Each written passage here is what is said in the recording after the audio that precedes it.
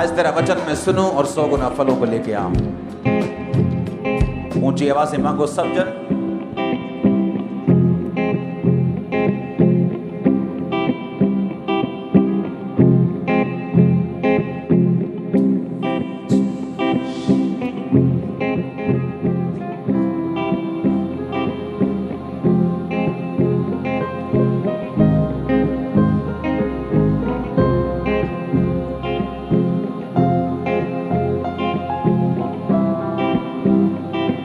यीशु मसीह के सामर्थी नाम में हम मांगते हैं। निर्गमन 12 उसकी 1 से लेके 30 आयत तक आप घर में जाके पढ़ेंगे। मैं 5 आयत से उसे पढ़ूंगा। तुम्हारा मेमना निर्दोष और 1 वर्ष का नर हो, उसे चाहे भेड़ों में से लेना चाहे बकरियों में से, और इस महीने के 14वें दिन तक उसे रख छोड़ना। उस दिन गोधूली के समय इजराइल की सारी मंडली के लोग उसे बलि करें। तब वे उसके लहू में से कुछ लेकर जिन घरों में मेमने को खाएंगे उनके द्वारों के दोनों अलंगों और चौखट के सिरों पर लगाएं, और वे उसके मांस को उसी रात आग में भूनकर अखमीरी रोटी और कड़वे साग पात के साथ खाएं। उसे सिर पैर आंतड़ियों समेत आग में भूनकर खाएं, कच्चा या जल में पकाकर कुछ ना खाएं। उसे सवेरे तक ना रहने दें, यदि कुछ बच भी जाए तो उसे आग में जला दें। उसके खाने की यह विधि है, कमर बांधे, पांव में जूती पहने, हाथ में लाठी लिए हुए उसे फुर्ती से खाना, वह तो यहोवा का पर्व होगा। इसकी 46 आयत को फिर मैं पढ़ूंगा। उसका खाना एक ही घर में हो, अर्थात तुम उसके मांस में से कुछ भी घर के बाहर ना ले जाना, और बलि पशु की कोई भी हड्डी ना तोड़ना। अपने हाथों को उठा, खुदावन से बात करो। परमेश्वर तेरा वचन मेरी जिंदगी में 100 गुना फलों को लेके आए। मांगो ऊंची आवाज में।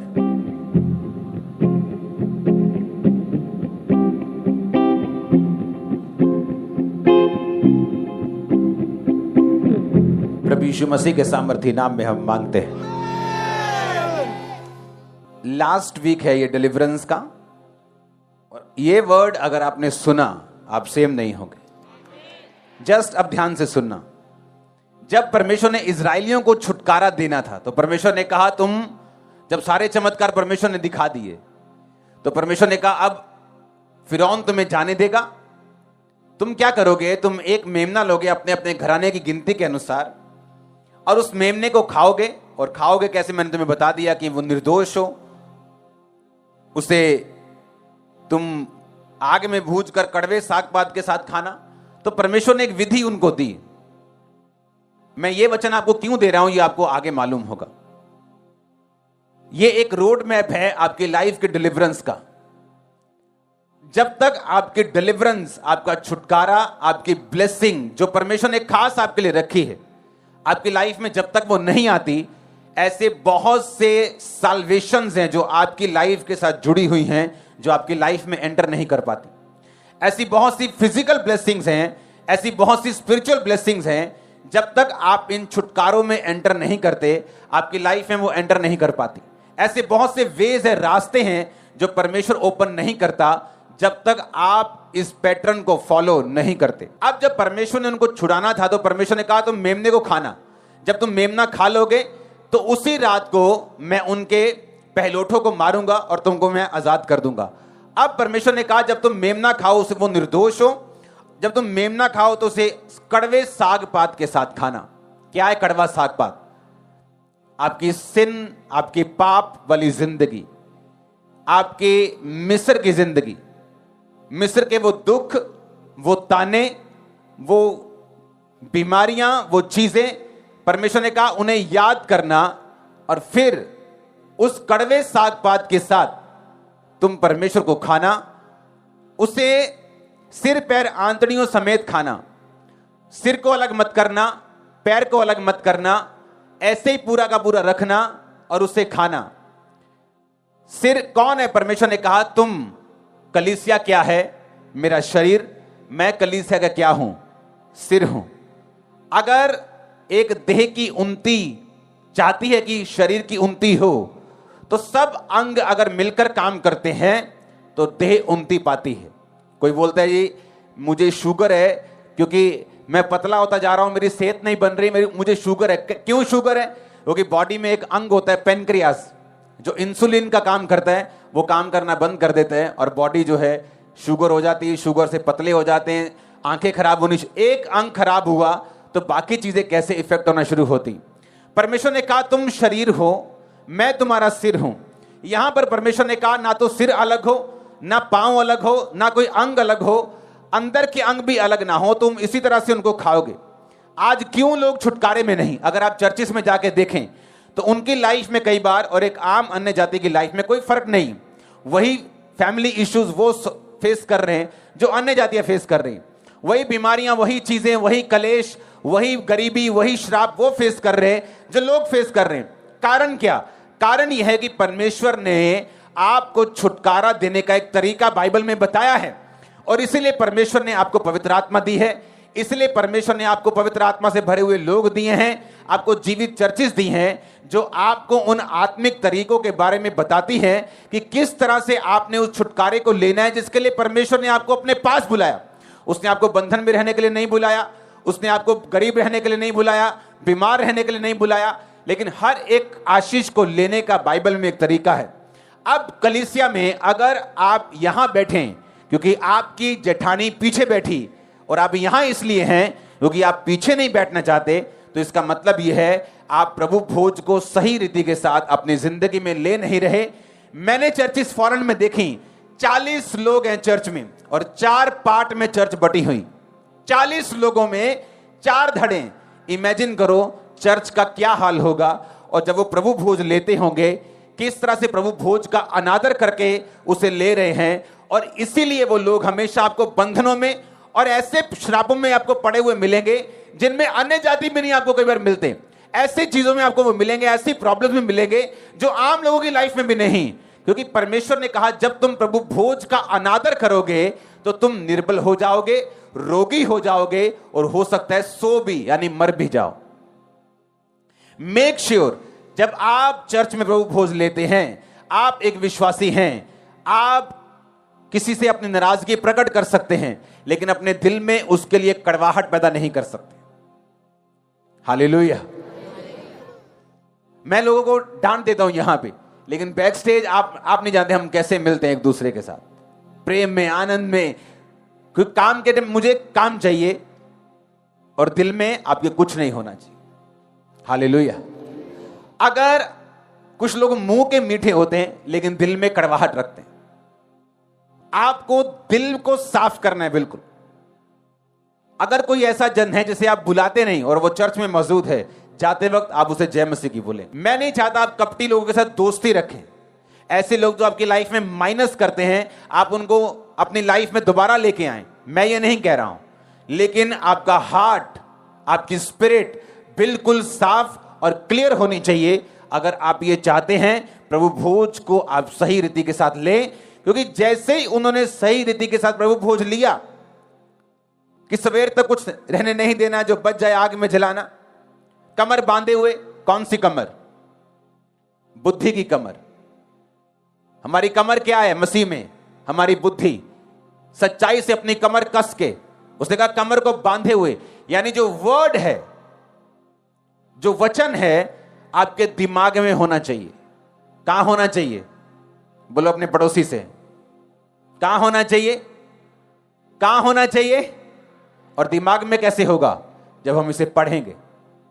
दिमाग में वचन कभी नहीं आ सकता जब तक आप इसे, ये सारा एक मैनुअल है, एक तरीका है। आप पिक्चर्स में देखते ना कि एक नक्शा है जी, नक्शे के हिसाब से चलेंगे तो बहुत बड़ा खजाना हमें मिलेगा। और वो नक्शा बड़ा मुश्किल होता है और नक्शे में कहां जाना है, क्या करना है, उसमें बड़े भेद होते हैं और जब वो भेद पार किए जाते हैं तो खजाना उनको मिलता है।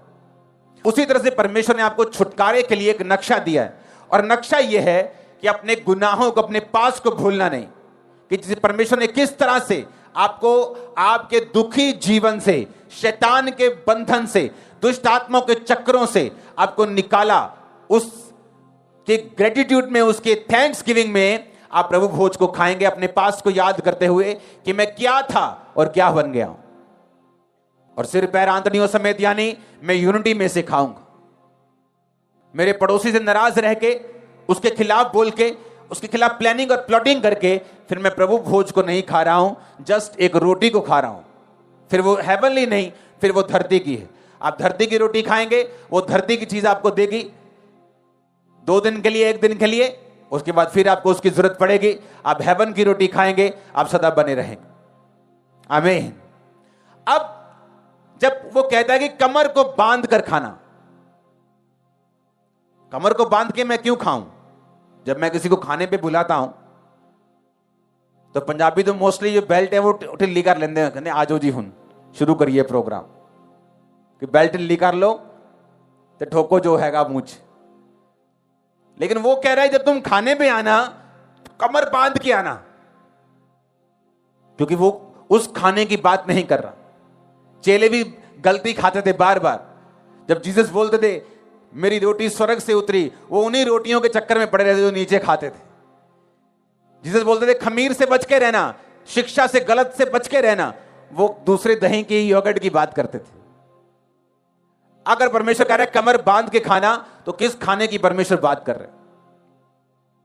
उसने कहा कमर को बांध कर खाना। जब आप किसी को खाने पे इनवाइट करते हो, आप ये नहीं बोलते भाई साहब अपनी कमर अच्छी तरह से कस लो और फिर खाते हैं। वो बोलेगा जरूर मुझको कम खिलाना चाहता है तू, तेरे पास खाने की कमी है, तो इसलिए बोलते कमर बांध के खाता कि थोड़ा खा के तेरा पेट भर जाए। लेकिन परमेश्वर ने कहा कमर बांध कर खाना। जीसस क्राइस्ट ने क्या किया? कौन व्यक्ति हैं जिनकी लाइफ में खाया हुआ प्रभु भोज काम करता है, जिनकी कमर बंधी हुई है? यीशु मसीह 40 दिन रात के रोजे रखे।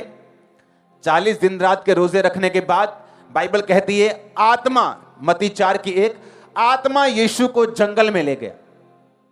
अगर आप इसकी इब्रानी भाषा में, इसको यूनानी भाषा में नया नियम लिखा गया था, अगर आप इसको पढ़ेंगे कि आत्मा यीशु को जंगल में ले गया फोर्सफुली, अगर आप इसको ध्यान से पढ़ेंगे ना तो आपको इसका मतलब समझ आएगा। इसका मतलब है एनेगो, ANAGO, ग्रीक भाषा का 321 शब्द। इसमें लिखा कि एक ऐसा टाइम जब पवित्र आत्मा आपकी अगुवाई करता है वेस्ट टाइम के लिए। लिखा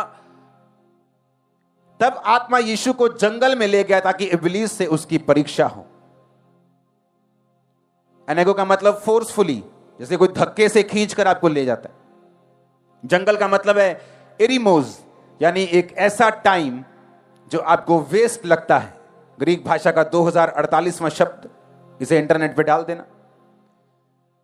आपको यकीन हो रहा है मैं क्या कह रहा हूं? आत्मा यीशु को ऐसे स्थान की ओर, ऐसे समय की ओर ले गया जो वेस्ट था। आपको लगता है कि ये टाइम तो वेस्ट है मेरी लाइफ में। मैं प्रार्थना कर रहा हूं रोज, मेरा वीजा नहीं आ रहा। मैं प्रेयर कर रही हूं, मैं हील नहीं हो रही हूं। मैं प्रेयर कर रहा हूं, मेरे बेबी नहीं हो रहा। मैं प्रेयर कर रहा हूं, मेरी चर्च की ग्रोथ नहीं हो रही। मैं कंटिन्यू लगातार इतने साल से प्रेयर में हूं, इतने महीने से प्रेयर में हूं, मुझे कोई रिजल्ट नहीं मिल रहा। लिखा आत्मा, शैतान नहीं, पवित्र आत्मा लेड का मतलब फोर्सफुली, धक्के से जीसस को लेके गया विल्डरनेस, जंगल में, एरिमोस में, यानी वेस्ट टाइम के ऊपर, जहां वेस्टेज फील होती कि आपका टाइम वेस्ट हो रहा है। और बाइबल कहती है कि 40 दिन 40 रात जब यीशु ने कुछ नहीं खाया तो परखने वाला आया और कहा यदि तू परमेश्वर का बेटा है इन पत्थरों को बोल ये रोटियां बन जाएं। अब 3 बार उसको परखा गया और तीनों बार परमेश्वर ने जवाब दिया लिखा है इंसान अकेली रोटी से नहीं परंतु परमेश्वर के मुख से निकले एक एक वचन से जीवित रहेगा। फिर उसने क्या कहा? यदि तू परमेश्वर का बेटा तो अपने आप को ऊपर से नीचे गिरा, तेरे वचन में लिखा है कि तेरे दूत तुझे पकड़ लेंगे, पांव में पत्थर से ठेस नहीं लगने देंगे, भजन देता है 91 में लिखा है। यीशु ने कहा यह भी लिखा है तो अपने प्रभु अपने परमेश्वर की कभी परीक्षा ना कर। अगर परमेश्वर तू मुझसे बात करता है तो मुझे यह निशानी चाहिए। अगर तू मेरे साथ है तो मुझे यह निशानी चाहिए। अगर तू मेरे साथ है, उसने कहा तू अपने प्रभु अपने परमेश्वर की कभी भी परीक्षा ना कर। फिर लिखा इब्लीस उसे ऊंचे पहाड़ पे ले गया, जगत के सारे राज्य दिखाए, पैसा दिखाया, डॉलर्स दिखाए, पाउंड दिखाए, आजा सब कुछ तुझे दे दूंगा, छोड़ दे सब कुछ, मेरे साथ चल। और जीसस ने कहा यह भी लिखा है, तू केवल अपने प्रभु अपने परमेश्वर को प्रणाम करो और उसी की उपासना कर। तीनों टाइम परमेश्वर ने कहा लिखा है। आप लिखा है तभी बोल सकते हैं अगर आपके पास आपकी कमर जो है, बुद्धि की कमर, आपकी बुद्धि जो है वो वचन से कसी हुई है, तभी आप शैतान को बोल सकते हो कि लिखा है। अदरवाइज आपकी कमर बंधी हुई नहीं है, आपकी कमर ढीली है। जब कमर ढीली होगी और शैतान कंफ्यूजन के साथ आपके पास आएगा, आपकी जिंदगी के हिसाब से आपको क्वेश्चन करेगा, आपको नहीं मालूम होगा कि क्या लिखा है, और अगर यही नहीं मालूम कि लिखा क्या है तो आपकी कमर कसी हुई नहीं, और छुटकारा उन लोगों के लिए नहीं है जिनकी कमरें ढीली हैं। आए ध्यान से वचन को समझना। क्यों लोगों की लाइफ में छुटकारा नहीं? क्योंकि उन्हें मालूम नहीं वचन में क्या लिखा है। कमर कसी हुई नहीं, दिमाग में वचन भरा हुआ नहीं। भरा तभी होगा जब वचन सुनेंगे या वचन पढ़ेंगे। वचन पढ़ना भी जरूरी है, वचन जाके संडे चर्च थर्सडे सुनना भी जरूरी है। अगर वचन सुनेंगे नहीं तो वचन की रेवलेशन नहीं आएगी। आप पढ़ लेंगे वचन लेकिन समझ नहीं आएगी। अगर सिर्फ सुनी जाएंगे, पढ़ेंगे नहीं, तो भी आप अधूरे हैं। वचन पढ़ना और वचन सुनना, और जो सुना है उसे दिमाग में फिट करके रखना, मेमोराइज करना, उसे याद करना भी जरूरी है। क्योंकि शैतान जब आपके पास आएगा वो सेम वचन के साथ नहीं आएगा, वो आपकी सिचुएशन के हिसाब से आएगा। जब वो जीसस क्राइस्ट के पास आया तो वो किसी और चीज के साथ नहीं आया, वो रोटी के साथ आया। क्योंकि उसको मालूम था कि यीशु मसीह ने 40 दिन रात रोटी नहीं खाई, उसे भूख लगी, तो वो यीशु मसीह की परिस्थिति को इस्तेमाल करके उसको गिराना चाहता था। शैतान को मालूम है आपकी परिस्थिति में क्या चल रहा है। आपके हस्बैंड की लाइफ में कमजोरी चल रही, उसको मालूम है। अगर वो आपको लालच दे कि तेरा हस्बैंड ठीक हो जाएगा, चल आ किसी बाबा के पास चलते हैं, तो उसको मालूम है कि तुम्हें किस तरह से वचन से दूर लेके जाना है। उसे मालूम है तुम्हारी लाइफ में क्या सिचुएशन चल रही, क्या परिस्थिति चल रही, किस तरह से तुम गिर सकते हो, किस तरह से तुम्हें डाउट में डाला जा सकता है, किस तरह से तुम्हें खुदा से दूर किया जा सकता है, तुम्हारी कमर को ढीली किया जा सकता है, उसे मालूम है। इसलिए छुटकारा उन लोगों के लिए नहीं है जिनकी जिंदगी में बाइबल पढ़ना और बाइबल सुनना, वचन सुनना ये नहीं है। कोई बहाना नहीं आपके पास कि मैं अनपढ़ हूं। आज अगर वेस्टर्न यूनियन से कि आपका $200 भेज दे इंग्लिश में चिट्ठी लिख के, आपके पास 1 घंटे में $200 के पैसे आ जाएंगे, चाहे आप अनपढ़ हों।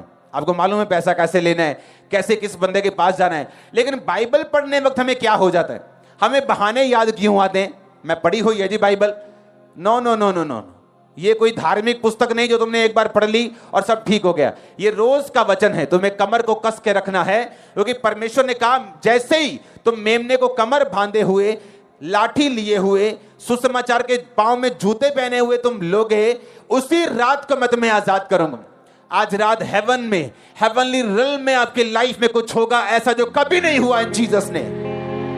आमीन ऊंचे वाला चाहिए ब्रांचेस चर्च। अब कमर को बांधना जरूरी है, इसीलिए परमेश्वर ने मेरी कमर को कैसे बांधा। मैं ऐसा प्राणी था, कभी भी मैं ये बाइबल नहीं पढ़ता, कुछ भी हो जाए। परमेश्वर ने मेरे डिप्रेशन को, जब मैं मसीह में आया, देखो जिस कारण मैं प्रभु में आया वो कारण हील नहीं हुआ। नशे छूट गए, ब्लेसिंग मिलनी शुरू हो गई, पवित्र आत्मा मिल गया, सामर्थ मिलनी शुरू हो गई। अरे जिस काम के लिए प्रभु में आया वो तो मिला नहीं, और उल्टा 2005 में वो डिप्रेशन डबल ट्रिपल 10 गुना हो गया। इतना बढ़ गया था कि मुझे लगता है कि मुझे सुसाइड ही करना पड़ेगा मसीह में आने के बाद भी। और उस डिप्रेशन ने मुझे लीड किया कि मैं बाइबल को पढ़ूं। क्योंकि जब मैं बाइबल को पढ़ता था सिर पे ऑयल लगा के, तो मेरा डिप्रेशन कम होना शुरू होता था। हुआ क्या, मुझे 6-6 घंटे बाइबल पढ़नी पड़ती थी ताकि मेरे अटैक जो हैं वो कम हो जाए। और जब मैं बाइबल पढ़ लेता था वो अटैक कम हो जाते थे, शैतान प्रभु उसकी ड्यूटी खत्म करता था और मैं सोता था। अगले दिन फिर वही चीज, फिर वही डिप्रेशन, फिर बाइबल निकालनी। बड़ा फ्रस्ट्रेशन वाला टाइम था बहुत देर तक। लेकिन हुआ क्या, मुझे वचन इतना याद हो गया कि जब कोई बहन, कोई विश्वासी मेरे सामने बैठता था और बोलता था कि मेरी लाइफ में ये प्रॉब्लम है, मेरी लाइफ में ये दिक्कत है, तो मैं उससे मुंह से बात नहीं करता था, मैं वचन निकाल लेता था जहां पे वो चीज लिखी होती थी और उसे वचन से उसको बताता था कि तेरे लिए बाइबल में ये लिखा है, और लोग हील होते थे और डिलीवर होते थे। किस तरह से परमेश्वर ने मेरी कमर को कसने के लिए शैतान का इस्तेमाल किया ताकि मेरी बुद्धि की कमर जो है वो कसी जाए और परमेश्वर मुझे एक बड़े डिलीवरेंस की ओर लेके जाए। अब ध्यान से सुनना क्या होता है। अब 3 बार परमेश्वर को परखा गया और तीनों बार परमेश्वर ने कहा लिखा है। अगर खुदा कह रहा है लिखा है तो इसका मतलब है लोगोस। 2 तरह का वचन है, एक है लोगोस, एक है रेमा। लोगोस का मतलब ये वचन जो मेरे हाथ में है, ये सारे का सारा वचन लोगोस है। इसे लोगोस बोलते हैं। आपकी बाइबल जो आपके हाथ में, इसे क्या बोलते हैं? लोगोस। बोलो अपने पड़ोसी को। एक होता है रेमा वचन। रेमा वचन वो होता है कि जो वचन आपने पढ़ा है, परमेश्वर एक समय पर उस वचन को जिंदा कर देता है। जैसे मैं वचन रोज पढ़ता था 6 घंटे, ऑप्शन नहीं था मेरे पास। ऐसा नहीं कि प्रभु से मैं बहुत प्यार करता था उस समय, ऐसा भी नहीं था कि मैं आत्मा में बड़ा बढ़ना चाहता हूं, ऐसा भी नहीं था। जस्ट मेरी हीलिंग हो जाए, इस तरह से खुदा ने मेरी शुरुआत की। और जब हीलिंग हो गई, वो वचन पढ़ना सेम रहा, प्रेयर सेम रही, क्योंकि अब मैं हीलिंग के लिए नहीं, खुदा के प्यार में कर रहा था। लेकिन उस लेवल तक लेके आने के लिए परमेश्वर ने दुखों का और शैतान का इस्तेमाल किया। अब ये जो वचन है इसे बोलते हैं लोगोस, यानी लिखा हुआ वचन। मैं रोज पढ़ता था 5 घंटे। एक दिन लिखा हुआ वचन मेरे सामने आया और मैंने पढ़ा, हे मेरे प्रिय भाइयों, ही आप बांधो, दृढ़ रहो, तुम जानते हो मसीह में की गई मेहनत कभी व्यर्थ नहीं जाती। 1 कुरिन्थियों 15 उसकी 58 आयत। जब मैंने ये पढ़ा तो ये रेमा वचन था। रेमा वचन यानी ऐसा वचन जो खुदा ने खास मुझसे बात की है मेरे छुटकारे के लिए। मुझे जैसे ये वचन पढ़ा, पवित्र आत्मा ने मुझे कहा, तुझे समझ आई क्या हुआ? मैंने कहा हाँ, मुझे मेहनत करने की जरूरत है। अगर मैं मेहनत करूंगा तो मेरी मेहनत व्यर्थ नहीं जाएगी। वो समय था जब मैंने 40 रोजे रखने शुरू किए। 1 साल में 1 बार खत्म, 2 बार खत्म, 3 बार खत्म, 4 बार खत्म, 5 बार लगातार मैं रोजों में रहा। और खुदा ने किसी दास के फेस से मेरे दर्शन में, मेरे विजन में आके मुझे उस डिप्रेशन से आजाद किया। 18 साल 17 साल हो चुके हैं, अब 18 साल हो चुके हैं उस डिप्रेशन को गए हुए। और खुदा ने मुझे बताया कि डिप्रेशन से किस तरह से आजाद होना है। और कैसे बताया मैं आपको बताता हूं। परमेश्वर मेरे सपने में आए अपने दास के फेस में, और परमेश्वर ने कहा, जो तेरे को डिप्रेशन है और जिस बात से शैतान तेरे दिल में वो डिप्रेशन डालता है, वो बात शब्दों में खुलकर परमेश्वर को बतानी शुरू कर। ये मेरे लिए बहुत तगड़ा भेद था, क्योंकि मैं मन में शैतान के साथ बहुत बहस करता था। डिप्रेशन के रोगी सुसाइड कर लेते हैं, कैंसर के रोगी सुसाइड नहीं करेंगे, उनको आस है कि कीमोथेरेपी से ठीक हो जाएंगे, चर्च में जाते तो प्रे से ठीक हो जाएंगे। डिप्रेशन के रोगी को कोई आस नहीं, उसे मालूम है नशे की दवाइयां काम नहीं करेंगी, काउंसलिंग काम नहीं करेगी, लोगों का भाई ठीक है तू ऐसा कर, तू वहां ध्यान लगा, कुछ काम नहीं करता, मुझे मालूम। लेकिन परमेश्वर ने कहा खुल के उन्हीं शब्दों में, चाहे वो गंदे शब्द थे, ऐसे शब्द जो बोले नहीं जा सकते, उन्हीं शब्दों में खुदावन शैतान मुझसे ऐसे बोलता है, इन शब्दों से प्रेयर शुरू कर। वो डिप्रेशन जा चुका था नैनो सेकंड के अंदर। अब हुआ क्या, शुरुआत कैसे हुई? कमर कसने से। कैसे? बुद्धि की कमर कसने। किससे? सत्य से। सत्य क्या है? वचन। आमीन। रेमा वचन मिलने से पहले, जो आपका रेमा वर्ड है, जो आपको छुटकारा देता है, उससे पहले लोगोस आपकी लाइफ में आता है। अब खुदा ने 3 बार शैतान को बोला। कहां से बोला? लोगोस से। लिखा है, वचन में लिखा है। लेकिन मैं आपको एक बड़ी गहरी बात बताने जा रहा हूं अभी। जब परमेश्वर ने मत्ती 4:4 में कहा ना शैतान को, it is written in the word, logos में लिखा है, हां, कि आदमी अकेला रोटी से नहीं परंतु परमेश्वर के मुख से निकले एक एक वचन से जीवित रहेगा। आपको मालूम है यह वचन जो परमेश्वर यहां कह रहे हैं, जो वचन शब्द का परमेश्वर ने प्रयोग किया, यह वचन रेमा है, लोगोस नहीं। परमेश्वर ने कहा अगर तुम जिंदा रहना चाहते हो तो तुम्हें रेमा चाहिए, क्योंकि परमेश्वर ने कहा हर वो वचन जो हर एक रेमा जो खुदा के मुंह से निकलता है, उससे तुम जिंदा रहोगे। ऐसे लोग हैं जो आज शरीर में जिंदा हैं, घर मरे हुए हैं, फैमिली के 4 मुंह हैं, भाई इधर, बहन इधर, बाप इधर, माँ उधर, बेटी इधर, बेटा इधर, हस्बैंड इधर, मरे हुए हैं। फाइनेंस मरा हुआ, स्पिरिचुअल लाइफ मरी हुई। वो शरीर में तो जीवित है लेकिन वैसे मरे हुए। खुदा ने कहा अगर तुम्हें जीवित रहना है तो रेमा वचन जो खुदा के मुंह से निकलेगा तुम जिंदा रहोगे। पर रेमा मिलेगा कैसे? जब लोगोस पढ़ा होगा, जब बाइबल पढ़ी होगी, उसी बाइबल के पढ़े हुए वचनों से परमेश्वर किसी दिन उस वचन को रेमा बना देगा जो आपकी लाइफ में काम करेगा। कितनों को मेरी बातें समझ आ रही?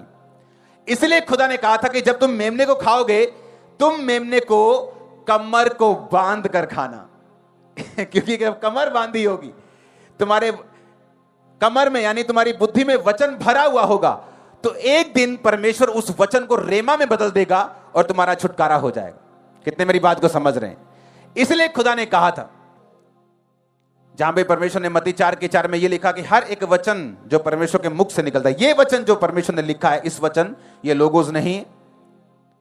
जो परमेश्वर ऊपर बात कर रहा है कि लिखा है वचन में, वो लोगोज है, और जो नीचे बात कर रहा है वो रेमा है। रेमा 4487वां शब्द। अभी मैंने वचन शुरू नहीं किया, वचन पे मैं आ रहा हूं। फिर से निर्गमन पे वापस चलते हैं। उसने कहा कि जब तुम उसको खा लोगे तो उसके लहू को लगाना, पांव में जूती पहने। आप किसी को जब डिनर पे बुलाते हो, आप ये नहीं बोलते भाई साहब आप जूती पहन लो, डंडा हाथ में ले लो, कमर बांध लो, लेकिन उसने कहा पांव में सुसमाचार की तैयारी के जूते। क्योंकि अगर वचन तुम्हारे कमर में, बुद्धि में आ गया है और तुम उसे टोटके की तरह नहीं, रियली बिलीव करके लेते हो, तो तुम उसके बारे में बात करोगे। जब मैं अपने काम पे अपने टाइल्स के जो पेमेंट्स होती थी, जो दुकानदार हमसे उधार लेके जाते थे, तो पेमेंट लेनी जानी पड़ती थी होलसेलर्स को। जब पैसे लेने जाते थे तो उनको बताया जाता कि मैं क्रिश्चियन हूं, किसी भी बहाने से, चाहे मेरा छुटकारा कंप्लीट अभी नहीं हुआ था, लेकिन मैं ये जान चुका था कि यीशु मसीह जीवित परमेश्वर। अगर मैं जान चुका कि वो जीवित है तो मैं अपने छुटकारे की वेट नहीं करूंगा कि मेरे बेबी हो या मेरी हीलिंग हो, मेरा वीजा आए तो मैं बात करूंगा। वो बंदा शुरू से बात करेगा, पहले दिन से बात करेगा, फर्स्ट डे से खुदा की बात करेगा। पांव में जूते पहनने का मतलब ये है। अगर तुम छुटकारा चाहते हो, जीसस के बारे में रोज बात करो। अपने पड़ोस से बोलो यीशु के बारे में बात कर, कभी कभी नहीं, रोज। हाथों को उठाओ, अंगीकार करो, मैं रोज खुदा के बारे में बात करूंगा, ऊंची आवाज में।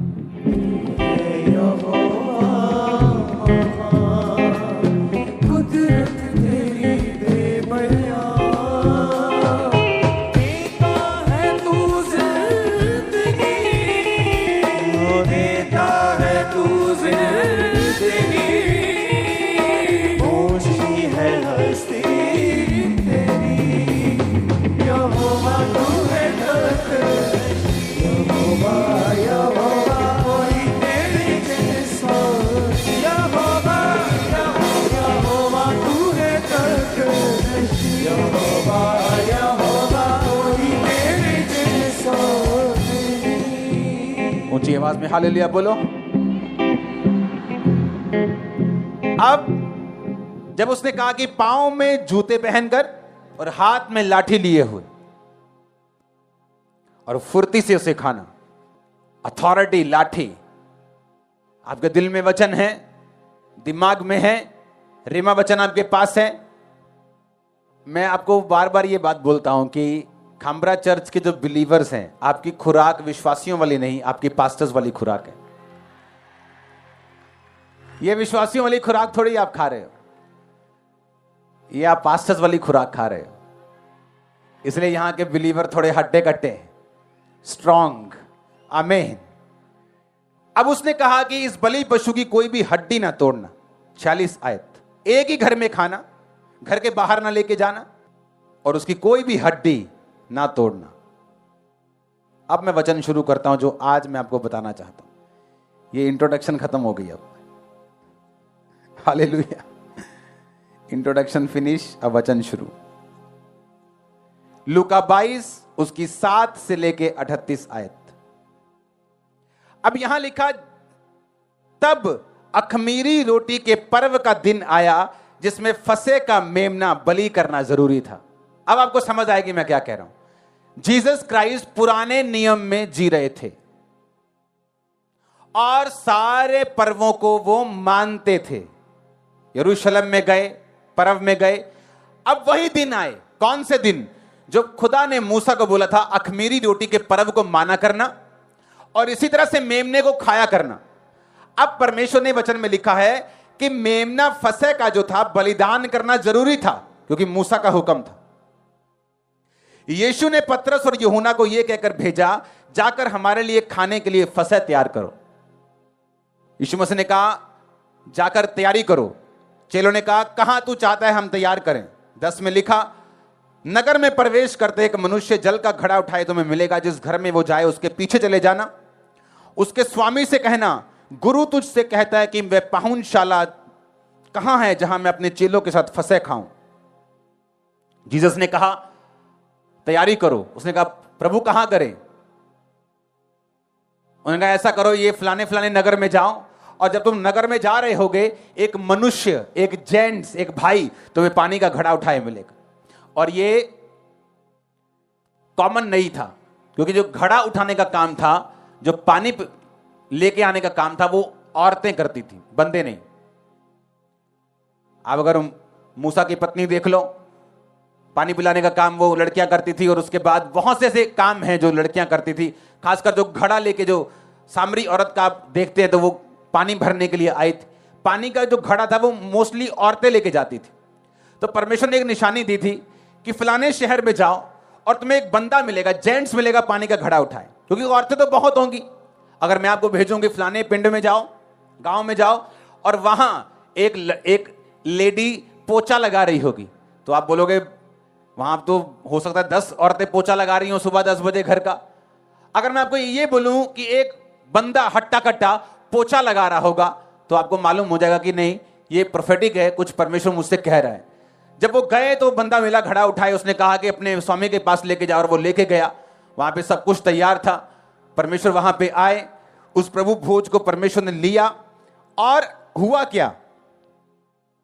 लिखा जब वो भोजन करने के लिए बैठा, हम ये वचन सुन चुके हैं कि परमेश्वर ने कहा कि मुझे बड़ी लालसा थी कि दुख भोगने से पहले ये फसह मैं तुम्हारे साथ खाऊं।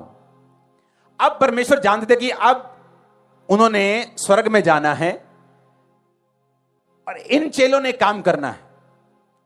प्रकाशित वाक्य में लिखा, मैं तेरे दिल के द्वार पर खड़ा हुआ खटखटाता हूं, अगर तू द्वार खोले तो मैं भीतर आकर तेरे साथ भोजन करूंगा और तुम मेरे साथ।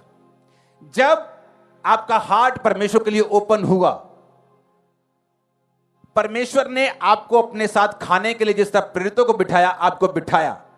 फिर आपको यह समझ होनी चाहिए कि वो गहरे भेदों को आपकी लाइफ पर जाहिर करेगा जैसे ही आप इस रीति से प्रभु भोज को लेना शुरू करेंगे। गहरे भेद भी आपकी लाइफ में प्रकट होंगे। कौन से गहरे भेद? एक ऐसी बात जो आपके मुंह से निकलेगी और आपके बेटे को छू लेगी जो नशे में है, और वो छोड़ देगा। वो भेद की बात है, आपके मुंह से कभी नहीं निकली। एक ऐसा बिजनेस जो आपने कभी स्टार्ट करने के लिए नहीं सोचा, ये भेद की बात है, इसमें छुटकारा है, लेकिन आपको कभी याद नहीं आया। क्यों? क्योंकि अभी तक आप प्रभु के साथ बैठे नहीं। कौन बैठता है, कौन बिठाता है? जब मैं आपको मैं बोलता हूं खाने में बैठेंगे तो ये ऑनर है। दुनिया के बड़े बड़े लीडर्स जब डिस्कशंस करते हैं, सीक्रेट डिस्कशन, तो खाने के टेबल के ऊपर वो करते हैं, लंच और डिनर के टेबल के ऊपर करते हैं।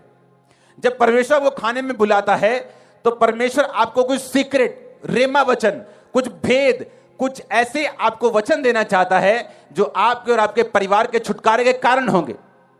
और परमेश्वर चाहता है कि आप उस प्रभु भोज में शामिल हों जिस तरह आज आप उस भोज में शामिल हुए हैं। आमीन। अब परमेश्वर ने क्या कहा? अगर आप उसे घर जाके पूरा पढ़ते हैं 7 से लेकर इसकी 38 आयत तक, तो बाइबल कहती है जब परमेश्वर मेज पे बैठे थे तो परमेश्वर ने कहा तुम में से एक कोई मुझे पकड़वाएगा। इमेजिन करो आपको धोखा देने वाला आपके सामने हो। मतलब हम में होते हो, हमारे सामने होता तो डंडा उठा लेते हम कि मैनू आत्मा ने दसा तेरी ऐसी रीत। हाँ, लेकिन जीसस क्राइस्ट कितने पेशेंस से भरे हुए हैं। उनको मालूम है दुख देने वाला सामने बैठा है। जब आपका मकसद, आपका फोकस परमेश्वर के काम, उसकी बुलाहट पर टिक जाता है, आप इस दुनिया की सफरिंग्स भूल जाते हैं और वही चीज आपको ग्लोरियस लाइफ में लेके जाती। ये दुख सदा के लिए नहीं थे। यीशु मसीह कोई 5 साल लगातार कोड़े नहीं खाते रहे। 33.5 साल उन्होंने शान में बिताए, खुदा की हजूरी में बिताए। एक दिन था जिसे हम गुड फ्राइडे बोलते हैं, बैड फ्राइडे जो कल है, और यीशु मसीह ने कोड़े खाए। वो दुख थोड़ी देर का था। आप जब परमेश्वर में चलते हैं, डिवाइन डेस्टिनी, आपका फोकस उस बुलाहट की ओर होता है कि परमेश्वर ने आपको किस काम के लिए बुलाया है। आप पेशेंस भी रखते हैं, धीरज भी रखते हैं, आप चुप भी रहते हैं, आप शांत भी रहते हैं, आप दुख में भी रहते हैं, सहनशीलता में भी रहते हैं, क्योंकि आपको मालूम है अगर गुड फ्राइडे आएगा तो ईस्टर भी आएगा। आपका यीशु मसीह के नाम में आमीन ऊंचा चाहिए। मैंने कहा अगर गुड फ्राइडे आएगा तो ईस्टर भी आएगा। आमीन ऊंचे वाला चाहिए चर्च। Hallelujah, hallelujah. अपना फोकस बना के रखना, क्योंकि आपको मालूम है आप एक ऑर्डिनरी लाइफ को नहीं जी रहे हैं। आपको मालूम है आपकी डेस्टिनी अलग है, आपकी बुलाहट अलग है। आप छुटकारे के लिए बुलाए गए, अपने परिवार, अपने वंशों के छुटकारे के लिए, अपने देश, अपने स्टेट के छुटकारे के लिए बुलाए गए। एक हायर लाइफ जीने के लिए आप बुलाए गए। आप नहीं ध्यान देंगे कोई आपको क्या कह रहे। कभी मुझे कभी भी इंटरनेट पे जवाब देते हुए देखा? कभी मुझे आज तक नहीं मालूम लोग मेरे बारे में इंटरनेट में क्या बोलते थे पुराने टाइम में जब मैं खड़ा हुआ था। आज तक मैंने वीडियो नहीं देखी। मुझे मालूम था मैं एक बड़ी लाइफ के लिए बुलाया गया हूं। मुझे मालूम था एक बड़ी डेस्टिनी के लिए बुलाया गया हूं। मुझे अपना फोकस खुदा के काम पे रखना है। मुझे क्रूज पे ध्यान नहीं देना, कड़वाहट पे ध्यान नहीं देना। जब शुक्रवार बीत गया तो संडे शुरू हो गया। आपका संडे जल्दी शुरू होने वाला चर्च। मैंने कहा आपका संडे जल्दी शुरू होने वाला चर्च। आमीन। मेरे को ऊंचे वाला और खतरनाक वाला चाहिए। परमेश्वर के वचनों को सुनने के लिए हमारे चैनल को सब्सक्राइब कीजिए और हमारी लेटेस्ट वीडियो सबसे पहले देखने के लिए बेल आइकन को प्रेस कीजिए।